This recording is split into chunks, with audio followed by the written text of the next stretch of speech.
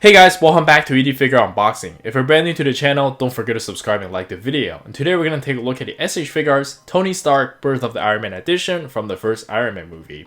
And I was really excited ever since they first announced this character. I'm always a big fan when it comes to Iron Man's character, and Iron Man is no exception.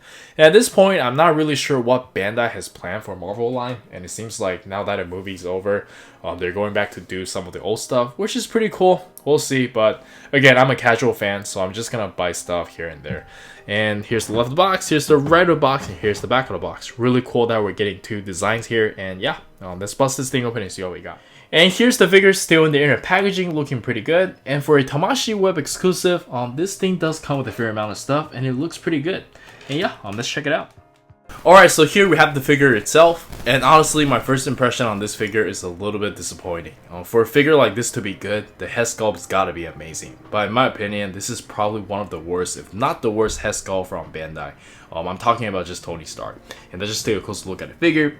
I'm not sure what happened here, but I think the eyebrow is way too thick and they put a little bit too much paint over there. Let me just quickly compare this with Captain America. As you guys can see, it looks like, they're from a different universe, or, Tony Stark has some makeup or something. But let's also compare this with the most recent Tony Stark head sculpt, which I think this one still looks a little bit better. At least it's got, I don't know, it's a little bit more shape or something. Maybe I am mistaken. This is probably what it looks like in the movie, but yeah, do let me know in the comments on what you think, and let's check out the articulation. And for the articulation, it's a pretty standard suit body from S.H.Figuarts. Nothing to really complain here, and let's quickly go over it from the neck down. He can look up about this much, can't really look down. You can tilt his head side to side, no problem.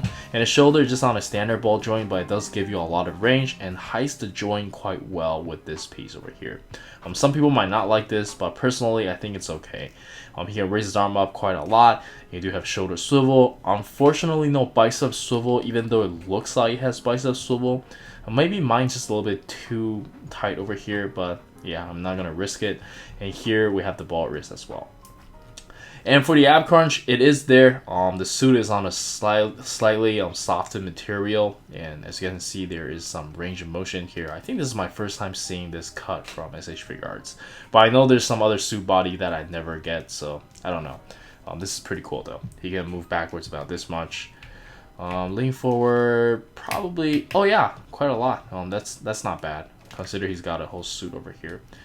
And we don't have any pull down method, but for the leg you can kick out about this high, which is quite a lot. Bend about this much, thigh swivel, side to side pivot, and toe hinge. And I believe that's it for the articulation. And consider he's got a suit body. This is actually pretty good. And for the accessories, let's take a look at the default face one more time. And it could look good on certain angles, but again, it could be a lot better given that we've seen something that's better.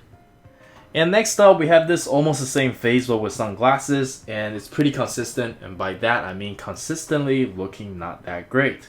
But I guess with sunglasses is a little bit better. And for the interchangeable hands, first off we get a pair of display open hands, and these are very nicely painted and sculpted.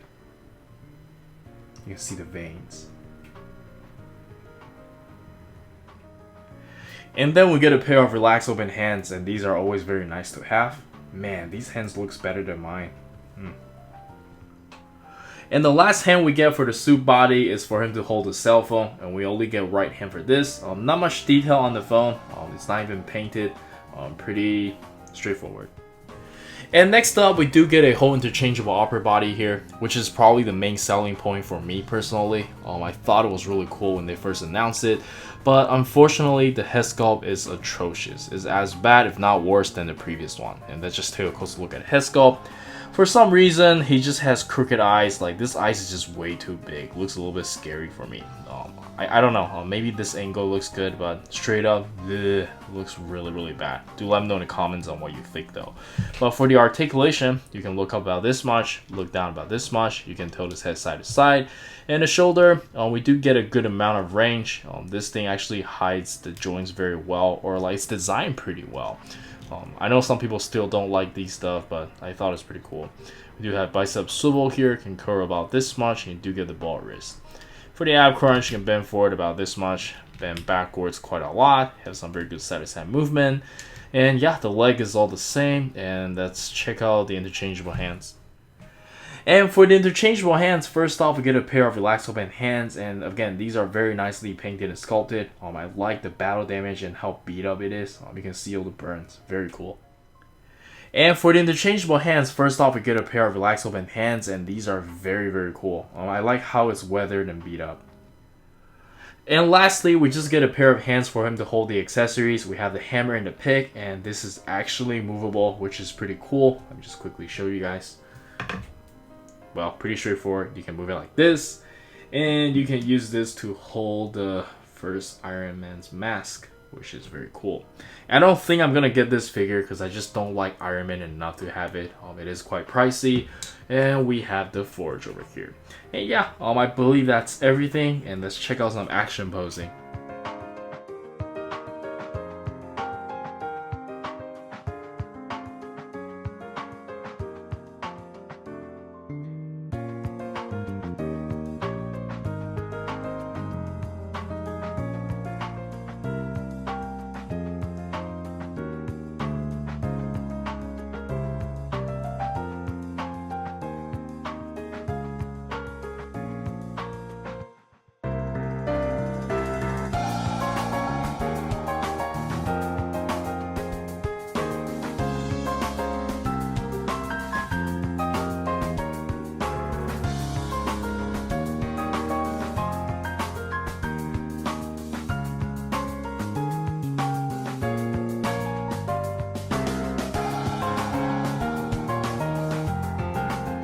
And for the size comparison, let us start with some S.H.Figuarts Marvel figures I have around, and I think they look okay together. Maybe just Loki needs to be a little bit taller. And in my video of Loki, I forgot to talk about how you can just pull down the leg to make him a little bit taller, but even then, it is still a little bit short. And next up, we have some good old Dragon Ball S.H.Figuarts, and I think they look about right. Pretty straightforward. I'm getting Piccolo this week, very excited for that. And then we have some Mayfex and the amazing Yamaguchi Venom. And lastly, we have some random figures I have around, and let's jump straight into the final thoughts. Alright, so for the final thoughts, I think the figure is pretty cool. If you are a big fan of a masked character, this one is definitely a must-have. Beautiful paintwork, amazing sculpt. The only issue I have with this figure is the QC issue of the head sculpt. It's not gonna be the same from copy to copy, but my eyes is pretty crooked here. And I thought every copy is like this, but I actually checked online with some other reviews. People have better looking faces, and this is very disappointing for me. And yeah, I think that's it from me. Do let me know in the comments on what you think. And this is Eric. Don't forget to like and subscribe. I'll see you guys next time. Peace.